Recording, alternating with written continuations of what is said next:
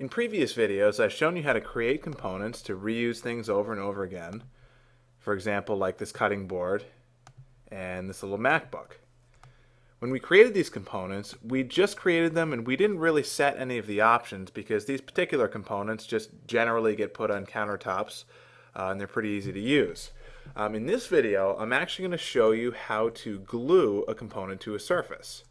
In the last video, we actually learned how to unglue a wall cabinet so that we can move it around and do different things. But in this example, I'm going to show you actually how to create an outlet like this and set it so it'll automatically glue to walls. So if you use the previous method of making a component and just saving it out and not setting its gluing preferences, you're going to get a component that could work like this.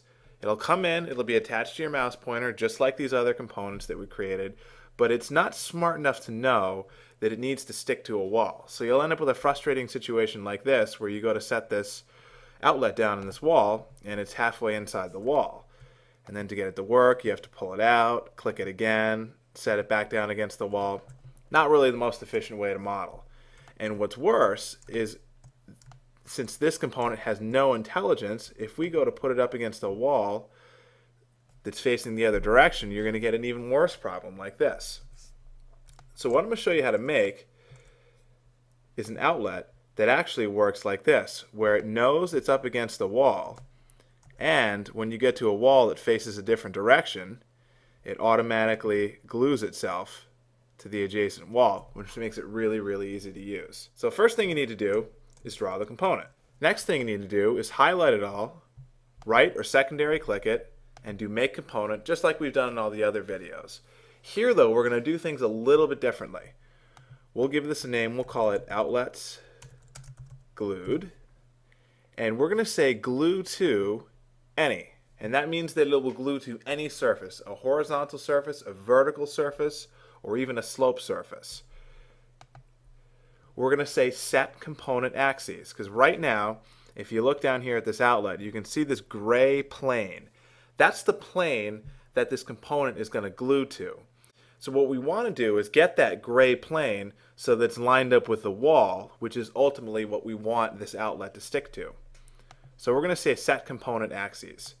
Now, it'll take some experimenting to get really used to this, but as a rule, you want to go in the bottom left-hand corner of your component, click once, and set the red axes to be the left and the right.